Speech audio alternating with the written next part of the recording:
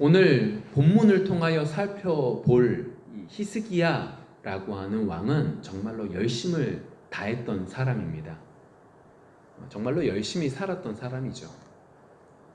망해가던 이스라엘의 남유다의 왕으로서 유다가 침몰하는 이유가 다른 게 아니라 하나님 앞에 하나님께 올바로 섬기지 않았기 때문이다. 하나님 앞에 올바로 나아가지 않았기 때문이다 라는 걸 알아 종교 개혁을 일으켰던 사람입니다.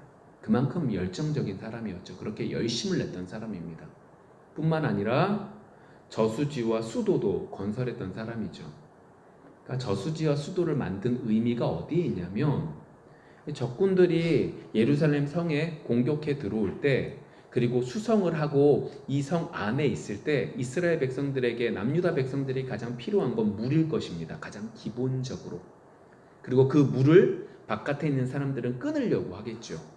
그래서 그 물을 끌고 와서 저수지를 만들어 그리고 수로를 만들어 물 근원에서 끌고 와 우리 이스라엘 남유다 예루살렘 성 사람들이 생명을 유지하기 위해서 저수지와 수로가 필요했던 것이고 그러한 부분들을 만들었던 사람이 히스기야입니다.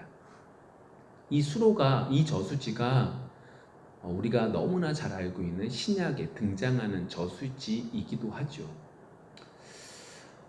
그렇게 열심을 다하고 살았던 것이 히스기야입니다. 신앙적으로도 열심을 다했고 왕으로서도 열심을 다했고 정치적인 상황도 분명히 파악했던 사람이 이 히스기야 왕입니다. 이런 그의 삶을 어떻게 평가하시겠습니까? 아니, 히스기야는 자신이 그렇게 열심을 다하며 살았는데 그 삶을 뭐라고 평가할까요? 오늘 말씀을 통해서 히스기야 왕의 마지막 부분들, 왕에 관련되는 마지막 기록들을 살펴보면서 어떻게 히스기야가 생각했고 더 나아가 우리가 어떤 생각을 가져야 되는지 한번 살펴보기를 원합니다. 이스라엘 백성들은 한 민족이 두 개로 나눠지게 됩니다. 솔로몬 왕을 지난 이후에 두 나라로 나눠져 북쪽에는 북이스라엘, 남쪽에는 남유다가 자리 잡고 있었죠. 그런데 오늘 성경 본문에서 나타나고 있는 히스기야 왕이 될 때에는 이 북쪽 이스라엘 나라가 망해버립니다. 아니 우리 바로 위에 있는 나라가 망한 겁니다. 이제 이 위에 있는 나라를 멸망시킨 이 나라가 이 제국이 우리를 쫙 돌아보고 우리를 공격하면 우리도 없어질 수밖에 없는 정말로 힘든 상황 속에 나가 있었던 거죠. 그런데 이 부분에 있어서 이 북쪽 이스라엘의 이 멸망에 있어서 왜 이렇게 멸망했는가? 여러 가지 이유들이 있을 수 있죠. 그때에 너무나 강성했던 제국 아수르 때문이다. 아니다. 그때의 왕들이 너무나 무능했다. 아니다. 그때 무기가 없었다. 여러 이야기들을 말할 수 있겠지만 성경은 이렇게 말을 하고 있습니다. 열왕기하 17장 7절과 8절에 분명하게 이 북쪽 이스라엘이 멸망한 이유를 말하고 있죠. 이 일은 이스라엘 자손이 자기를 애굽 땅에서 인도하여 내사 애굽의 왕 바로의 손에서 벗어나게 하신 그 하나님 여호와께 죄를 범하고 또 다른 신들을 경외하며 여호와께서 이스라엘 자손 앞에서 쫓아내신 이방 사람의 규례와 이스라엘 여러 왕이 세운 율례를 행하였음이라. 성경은 이 북쪽 이스라엘의 멸망이 다른 부분이 아니었습니다. 너무 강한 나라가 있었기 때문입니다. 왕이 무능했기 때문입니다. 무기가 없었기 때문입니다. 라고 말하는 것이 아니라 하나님을 올바로 섬기지 않았기 때문입니다. 하나님이 말씀하신 법을 지키지 않았기 때문입니다. 라고 분명하게 밝히고 있죠. 이스라엘 백성들은 특별한 것이 있었습니다. 그게 뭐냐? 하나님께서 이스라엘 백성들을 끄집어내실 때 오늘 민수기서 말씀을 보셔도 알 수 있었지만 하나님께서는 이스라엘 백성들 그 공동체 가운데 임재하여 계시기 위하여 하나님께서는 이스라엘 백성들을 출애굽시키셨을 뿐만 아니라 그들이 온전히 하나님을 경외하며 그 경외하는 모습으로 그 가나안 땅에서 살아가기를 원하셨습니다. 그것이 이스라엘 민족의 특징이었습니다. 그래서 이스라엘 백성들은 하나님을 온전히 섬길 때는 아무리 강성한 나라가 있다 할지라도 버텨내고 더욱더 빛나게 되고, 하나님을 제대로 섬기지 않을 때는 어떻게 됐어요? 무너지고 괴로움을 겪었다라고 하는 것이 이스라엘 백성들의 특징이었죠. 그것이 이스라엘 백성들의 특징이고 이스라엘 백성들이 분명히 지켜야 될 것이었습니다. 하나님을 위하여 살아가는 것, 이것이 그들이 지켜야 될 것이었죠. 근데 문제가 한 가지 있습니다. 그렇게 하나님을 위하여 살아가야 될 이스라엘 백성들이 그것을 막상 지키지 않는다 해서 하나님이 바로바로 징계를 내리시나요? 그게 아니라는 겁니다. 아니, 북이스라엘 왕이 한 명 잘못했으면 바로 하나님께서 징계를 딱 들고 팍 때리시면 북이스라엘 사람들이 깨닫고 하나님은 살아계셔 해가지고 돌아오면 좋겠는데, 그들이 분명히 잘못하고 있음에도 불구하고 하나님은 그냥 가만히 보고 계시고 허용하고 계신다라고 하는 거죠. 그래서 결국 북이스라엘은 어떻게 해요? 멸망하게 됩니다. 근데 이 사실을 남쪽의 왕이었던 히스기야는 분명히 알았습니다. 그에게 지식이 없어서가 아닙니다. 그에게 세상적인 그 여러 가지 정치적인 것들을 보지 못한 것도 아닙니다. 그러나 그는 분명히 알고 있었습니다. 우리 남유다가 지금 풍전등하에 있지만 우리나라를 유지할 수 있는 방법은 뭐밖에 없다? 하나님께로 다시금 돌아가는 것밖에 없다. 하나님의 은혜가 절대적으로 필요하다. 그것을 알았습니다. 하나님의 은혜 가운데 알았던 거죠. 그리고 그것에 대해서 18장, 열왕기하 18장 3절부터 6절의 말씀 속에 다시금 열심을 냅니다. 제가 지금 이 말씀들을 드리는 이유는 히스기야 왕이 그만큼 열심을 다했던 사람입니다 라고 하는 부분 속에서 말씀을 드리는 겁니다. 그 부분 속에 어떻게 해요? 신앙적인 부분을 이야기하는 거죠. 18장 3절, 히스기야가 그의 조상 다윗의 모든 행위와 같이 여호와께서 보시기에 정직하게 행하여 그가 여러 산당들을 제거하며 주상을 깨트리며 아세라 목생을 찍으며 모세가 만들었던 놋뱀을 이스라엘 자손이 이때까지 향하여 분향함으로 그것을 부수고 느후스단이라 일컬었더라. 여기서 말하고 있는 놋뱀이라고 말하는 건 민수기 21장에 나타나는 이스라엘 백성들이 광야길에서 불뱀을 만나는 사건을 통하여 만들어진 놋뱀을 의미합니다. 다만 이것을 바라봄에 나았는데 그것이 지금 이 히스기야 왕 때 어떻게 되냐? 우상이 되어 버렸다. 그런데 그것을 어떻게 해요? 제하였다라고 말하고 있는 거죠. 5절이요. 히스기야가 이스라엘 하나님 여호와를 의지하였는데 그의 전후 유다 여러 왕 중에 그러한 자가 없었으니 곧 그가 여호와께 연합하여 그에게서 떠나지 아니하고 여호와께서 모세에게 명령하신 계명을 지켰더라. 지금 히스기야 왕은요 열심을 다했습니다. 우리나라의 문제점을 분명하게 하나님의 은혜 가운데 깨달아 그것을 해결하기 위하여 종교개혁을 일으키죠. 부분적으로 일으킨 게 아닙니다. 우리나라의 전체적인 상황이 이러니까 요만큼만 지금 건들자가 아니라 완벽하게 건듭니다. 심지어 섬겼던 놋뱀까지도 없애버리는 그만큼 열심을 다하여 하나님을 섬겼던 것이 오늘 성경 속에서 말하고 있는 히스기야의 모습이죠. 먼저 성전을 깨끗하게 했습니다. 그의 아버지 아하스가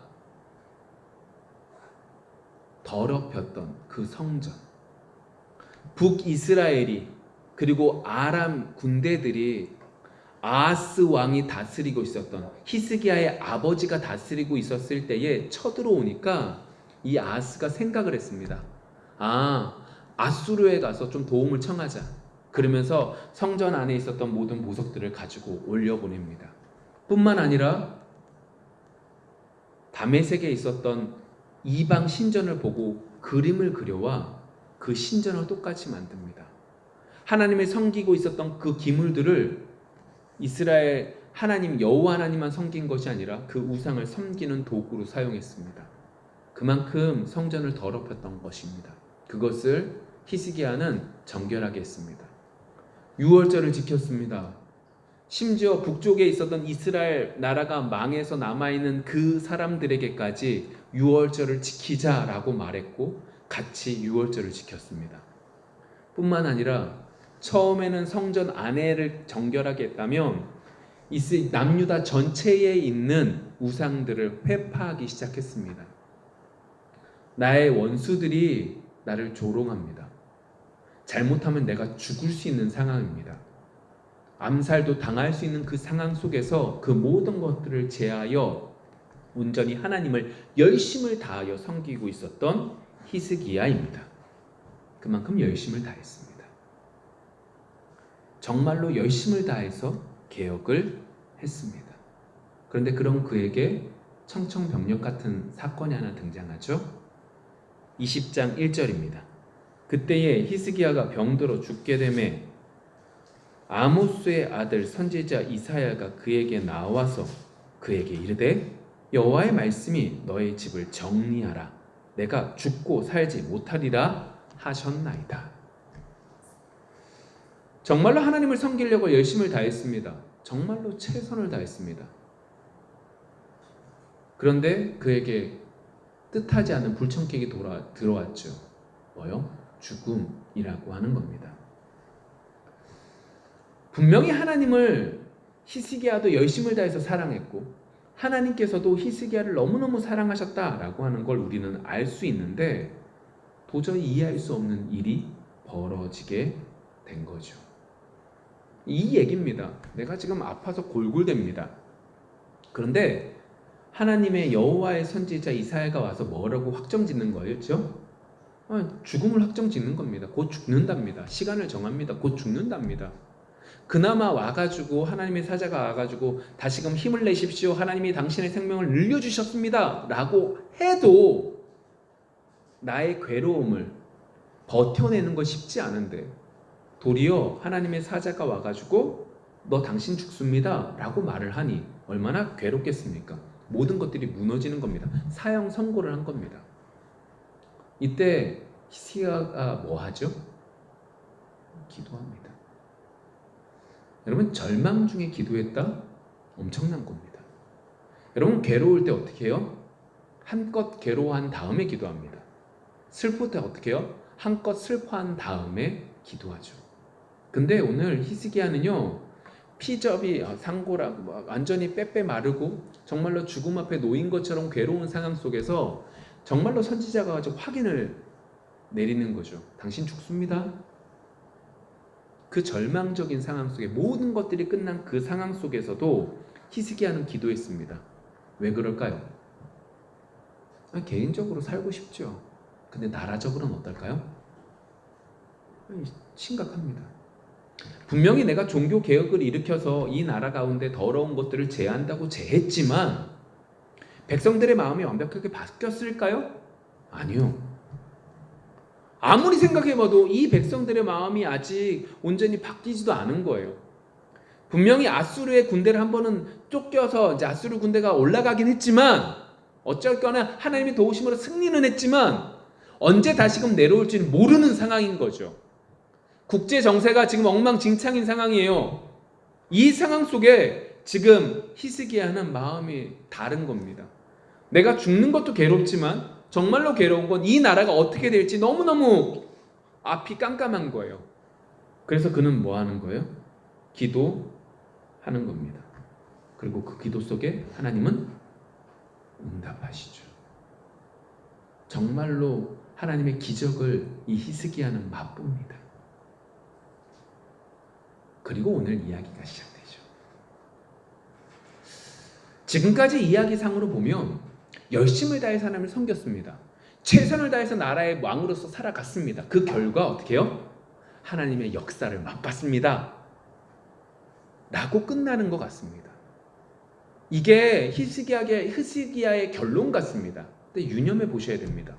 오늘 성경 12절부터 이렇게 시작합니다. 그때에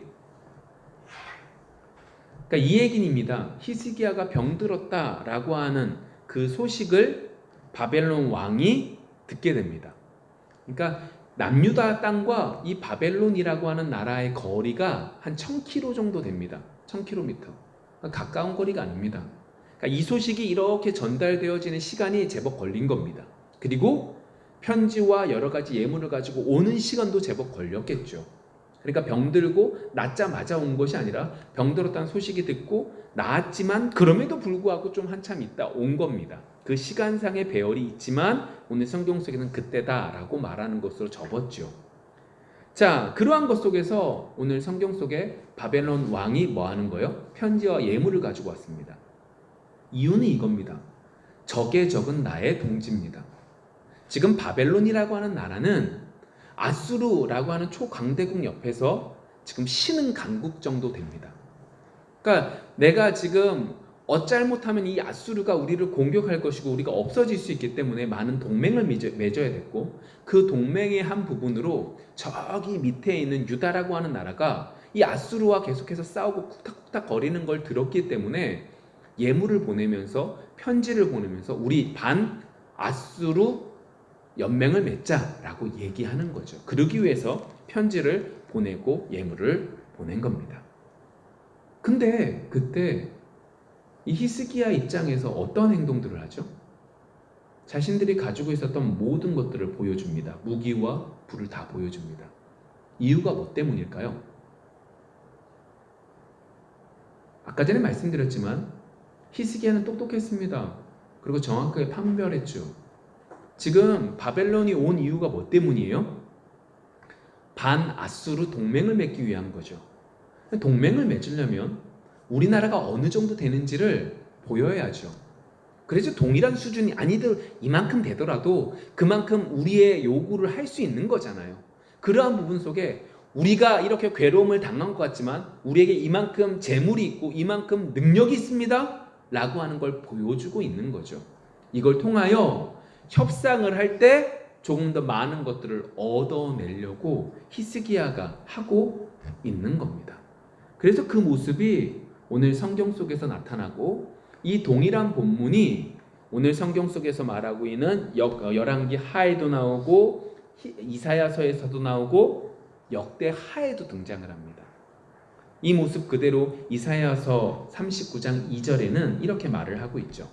히스기야가 사자들로 말미암아 기뻐하여 그들에게 보물창고 곧 은근과 향유와, 이사야서입니다, 보배로운 기름과 모든 무기고에 있는 것을 다 보여주었으니 히스기야가 공중의 소유와 전 국내의 소유를 보이지 아니한 것이 없는지라. 자, 모든 것들을 보여줬다는 겁니다. 이제 보세요. 여러 가지 일들 가운데 하나님의 도우심, 하나님의 은혜를 맛봤습니다. 그래서 하나님이 나의 생명을 15년 더하게 해주셨다라는 걸 받았죠. 그리고 한참 좀 시간이 지난 다음에 이 사람들이 왔잖아요. 이 어간 속에 내 생명만 늘어간 것뿐만 아니라 많은 것들이 나에게 얻어지기 시작했습니다. 많은 것들이 늘어나기 시작한 거죠. 부유해지기 시작했다고요. 그러한 상황들 속에 지금 히스기야 왕에게 바벨론 사람들이 왔으니 내 머리를 굴려 내가 생각하는 가장 좋은 방법을 통하여 내 자랑도 하고 우리나라가 좋은 협상도 얻기를 원했던 거죠. 그래서 이렇게 행동을 하고 있는 겁니다. 그랬더니 오늘 본문 속에 14절과 15절의 말씀을 보면, 읽진 않을게요. 이사야가 등장을 합니다. 그리고 묻지요. 마치 사울 왕에게 사울 왕이 너무 급해서 제사를 지난 다음에 때마침 온 것처럼 오늘 성경 속에서 이사야가 바벨론 사람들이 히스기야 왕에게 온 것을 듣고 모든 것들을 보여준 다음에 옵니다. 그리고 16절부터 21절 이야기를 시작하죠. 제가 읽어볼게요. 이사야가 히스기야에게 이르되 여호와의 말씀을 들으소서. 여호와의 말씀이 날이 이르리니 왕궁의 모든 것과 왕의 조상들이 오늘까지 쌓아두었던 것이 바벨론으로 옮긴 바 되고 하나도 남지 아니할 것이요, 또 왕의 몸에서 날 아들 중에서 사로잡혀 바벨론 왕궁의 환관이 되리라 하셨나이다 하니, 히스기야가 이사야에게 이르되 당신이 전한 바 여호와의 말씀이 선하니이다 하고, 또 이르되 만일 내가 사는 날에 태평과 진실이 있을진데 어찌 선하지 아니하리로 하니라. 히스기야의 남은 사적과 그의 모든 업적과 저수지와 수도를 만들어 물을 성 안으로 끌어들인 일은 유다 왕 역대 지략에 기록되지 아니하였느냐. 히스기야가 그의 조상들과 함께 자고 그의 아들 므낫세가 대신하여 왕이 되니라. 자, 오늘 잘 보셔야 돼요. 오늘 성경 속에서 이런 얘기죠. 이사야 선지자가 옵니다. 그 여러 가지 일련의 얘기를 듣고 하나님의 말씀을 선포합니다. 뭐라고 말해요? 지금 보여준 그 모든 것 바벨론으로 갑니다. 당신 나라 망합니다. 당신의 아들은 환관이 될 겁니다. 그랬더니 히스기야가 뭐라고 답변해요? 19절에 여호와의 말씀이 선하니이다. 이게 지금 머리가 아프죠. 머리가 아파요. 그러면서 하는 말이 내가 사는 날 동안에 태평과 진실이 있으니까 어찌 선하지 않겠습니까? 나 사는 날 때까지는 태평하니까 너무 좋습니다. 이렇게 들려집니다. 그러면서 밑에 얘기는 또 어떻게 해요? 잘했다는 거예요. 그래서 어디에 들어가는 거예요? 역대 지략에 들어갔고 조상들과 함께 잤대요. 여러분, 선왕들만 그나마 잘한 왕들만 그 안에 들어가지, 그렇지 않으면 그 안에 들어가지 못했습니다. 그것들을 보면 참 이게 복잡하고 힘듭니다. 거기다가 제가 지금까지 했던 얘기들을 잘 생각해 보시면 열심을 다했던 사람입니다. 정말로 나뿐만 아니라 내 민족을 위해서 죽음까지 하나님 앞에 매달리며 좀 살려주세요 라고 말했던 사람입니다. 그리고 그렇게 고백한 다음에 지은 것이 그 수로고 저수지입니다. 근데 이러한 여러 가지 일들을 했던 사람이 당신 나라 망합니다, 유다 망합니다 라고 얘기하니까 어떻게 해요? 여호와는 선합니다 라고 말하고 있다는 거죠. 여러분 이해되십니까? 여러분 이해되세요? 그냥 말씀이니까 아멘 할 게 아니라 여러분 이해가 되냐고요. 여러분 이런 고백하실 수 있습니까? 이상합니다. 근데 우리가 여러분 생각을 해보셔야 될 게 이겁니다. 그렇다면 이 고백이 육신적인 고백일까요? 육신적인 고백이 아닐까요? 아니라는 겁니다. 잘 분류하셔야 돼요. 여러분 지금 히스기야가 이렇게 말한 것은 단순히 생각해 보면 이 정신이 이상해져서가 그런 게 아니라고요. 나 때라도 평안하니까 좋습니다, 이 얘기를 하는 게 아니라고요. 지금까지 이 나라를 위하여 목숨을 다했던 이 사람이 이 얘기를 들었다고 해서 이렇게 될 거 아니라는 거예요. 여러분 이후의 삶을 잘 보시면 이 얘기를 들었다고 해서 이 히스기야 왕이 막 살까요? 그렇지 않습니다. 수로와 저수지가 이 완성되어져 가는 과정이 이후거든요. 생명을 살려주신 이후에 이것들이 형성이 되는 거예요. 그러니까 그가 막 살지 않았어요. 최선을 다해서 살았어요. 그의 아들이 환관으로 잡혀간다 할지라도 그 소리를 분명히 들었음에도 불구하고 그는 최선을 다하며 살았어요. 그렇다면 이 고백은 단순하게 육신적인 얘기가 아니에요. 이 고백은 신앙적인 고백인 거죠. 내가 정말로 최선을 다하며 살았는데 당신 망합니다, 멸망합니다 라는 얘기가 단순히 내가 눈에 보이는 이 나라를 위해서 목숨을 바치며 있었던 것을 벗어나 귀한 하나님의 은혜를 맛봤다 라고 하는 거죠. 여러분 아까 전에 말씀드렸지만 잘 정리를 할 건데 열왕기 하에서도 나오고 이사야서에서도 나옵니다. 근데 어느 성경에도 나와요? 역대 하에서도 등장을 한다고요. 근데 이 역대하는 관점이 좀 달라서 이 왕들에 대한 평가가 좀 다릅니다. 역대하는 제사장의 관점에서 보기 시작합니다. 그러니까 전적으로 신앙적인 관점에서 보는 거죠. 자, 32장 24절부터 말씀입니다. 성전을 중심에서 보기 때문에 보세요.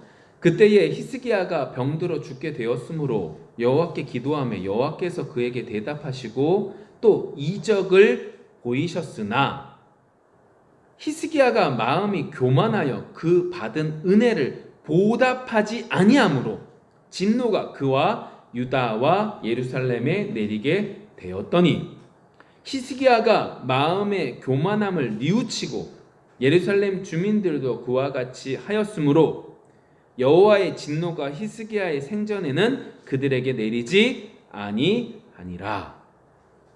자, 이렇게 이야기합니다. 지금까지 했던 얘기들이 다시 반복인데 히스기야가 병들었습니다. 죽게 됐습니다. 하나님께 기도했음에 하나님께서 그에게 대답하고 이적을 보이셨습니다. 다시 말해서 은혜를 내려주셨죠.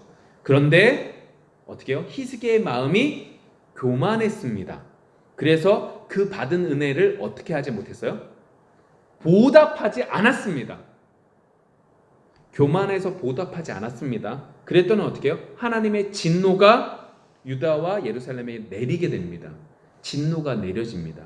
그 진노를 받고 교만함을 깨우쳐 어떻게 되는 거예요? 회개함에 다시금 그 히스기야 생전에는 그 괴로운 일이 당하지 않았습니다 라고 말합니다. 이제 여호와의 진노가 뭔지는 정확하게 성경에 기록되어져 있지는 않습니다. 그런데 오늘 말씀 속에서 우리가 지금까지 했던 얘기들을 잘 생각해 보면 그가 열심을 다해서 바벨론에서 온 그 사신들에게 자신의 모든 것들을 보여주며 자기의 자랑을 한 것이 뭐로 오늘 성경 속에 역대하에서 말하고 있냐? 하나님께 보답하지 않았다라고 하는 것으로 연결이 되어지죠. 정말로 하나님이 원하셨던 건 뭐예요? 바벨론 사신들이 왔습니다. 내가 살아난 건 누구 때문이에요? 하나님이에요. 하나님이 나에게 베풀어 주신 은혜를 그들에게 전했어야 됩니다. 아니, 맞습니다. 내가 죽을 뻔했습니다. 그런데 여호와 하나님께서 나를 살려주셨습니다. 여호와 하나님께서 우리와 함께 계십니다.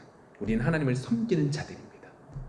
아수르가 아무리 강하다 할지라도 우리는 하나님으로 이겨낼 수 있습니다 라고 하는 고백이 그의 고백되어지기를 원했던 거죠. 그것이 뭐예요?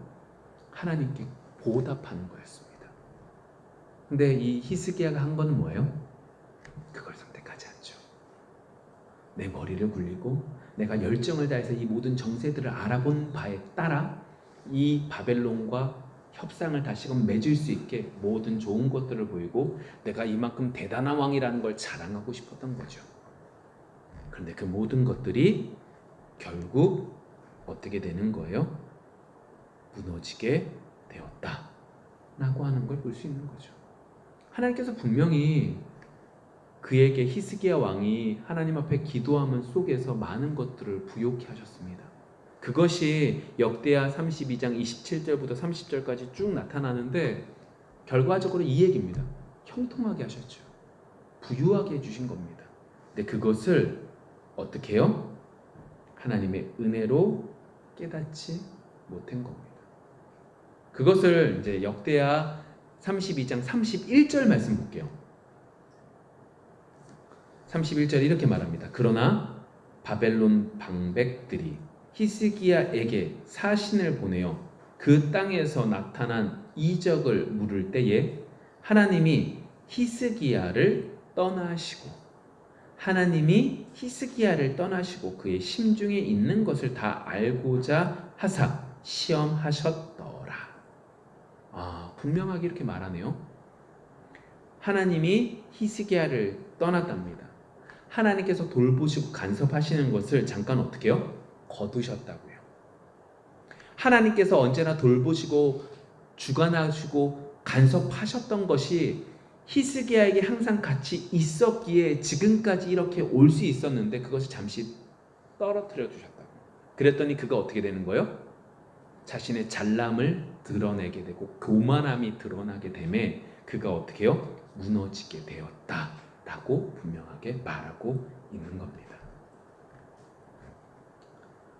무엇을 얘기하고 있는 거예요?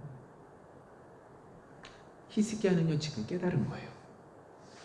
내가 지금까지 열심을 다해서 살았어요. 신앙적으로도 정말로 내가 죽을 수 있음에도 불구하고 최선을 다해 하나님을 섬기며 섬겼어요. 나라적으로도 내가 어떻게 하면 이 나라를 조금 더 유지할 수 있을까를 발전시키기 위하여 몸부림쳤었던 거예요. 이렇게 은혜를 받았거든요. 풍성해졌어요. 근데 막상 하나님 은혜가 딱 떠나고 나니까 하나님의 간섭이 하나님이 나를 붙들어 주신 것이 살짝만 딱 벗어나고 나니까 그렇게 하나님을 믿겠다고 고백했던 내가 어떻게 해요? 방백이 오매 내 모든 것들을 다 들어보이면 내 잘남을 드러내고 있는 내 자신을 보게 된 거죠. 아, 하나님의 은혜가 없으니까 어떻게 해요? 내가 아무것도 아니구나. 아, 하나님의 은혜가 떠나버리니까 난 정말로 별게 아니구나. 이걸 뼈저리게 느끼는 거예요. 그래서 아까 전에 그 이상한 말들을 하는 거예요. 들으십시오. 당신이 보여준 그 모든 것들은 바벨론으로 갈 겁니다. 당신의 아들 중에 환관이 될 사람이 있을 겁니다. 정말로 내가 지금까지 열심을 다해서 유지하려고 했던 그 모든 것들이 무너져 내린다라고 하는 얘기를 들었음에도 불구하고 그는 뭐라고 하는 거예요? 하나님은 선하십니다. 내가 지금까지 내가 잘나서 된 줄 알았는데 그게 아니었습니다. 하나님의 은혜였네요. 전적인 하나님의 은혜였네요. 라고 하는 고백을 오늘 하고 있는 거죠. 그것을 역대 하에서는 어떻게 해요? 처절하게 하나님 앞에 교만했기 때문이고 하나님 앞에 보답하지 않았기 때문이다 라고 분명하게 말을 하고 있는 겁니다. 여러분, 하나님 앞에 보답하는 삶을 삽시다. 하나님이 여러분들에게 내려주신 그 귀한 은혜를 다른 사람들에게 전할 수 있는 우리가 되어지기를 원합니다. 그런데 오늘 제가 말하고 싶은 결론은 그것과 더불어서 이 부분입니다. 좀 말씀을 맺을게요. 히스기야는 열심히 살았어요. 제가 왜 서두에 계속해서 긴 시간을 투자해 가면서 종교 개혁에 대한 이야기들 그리고 목숨을 부지하게 되는 그 이야기들을 했냐? 그만큼 열정적인 사람이었다고요. 그만큼 대단했던 사람이에요. 정말로 목숨 걸고 했던 사람인 거예요. 그런데 그렇게 열심을 다하고 살았던 그 사람의 결론, 자기가 자신을 뒤돌아볼 때 뭐라고 고백할까요? 솔로몬의 고백과 같은 고백을 할 겁니다. 헛되고 헛되다. 솔로몬은요, 그냥 띵까띵까 살았던 사람이 아닙니다. 좋은 머리를 가지고 모든 것들, 할 수 있는 모든 것들을 했습니다. 근데 그의 결론은 헛되다였습니다. 여러분, 자신의 삶을 열심히 살지 않은 사람들은 헛되다라고 말할 수 없습니다. 내가 무엇인가를 열심히 했던 사람에게 주어지는 것이 뭐냐? 헛되다라고 하는 겁니다. 근데 그 헛됨이 결론이 되어서는 안 됩니다. 그 헛됨이 결론이 아니라 그 헛됨 속에서 하나님을 믿는 백성들은 깨달아야 되는 것이 있죠. 그게 뭐예요? 하나님의 은혜요.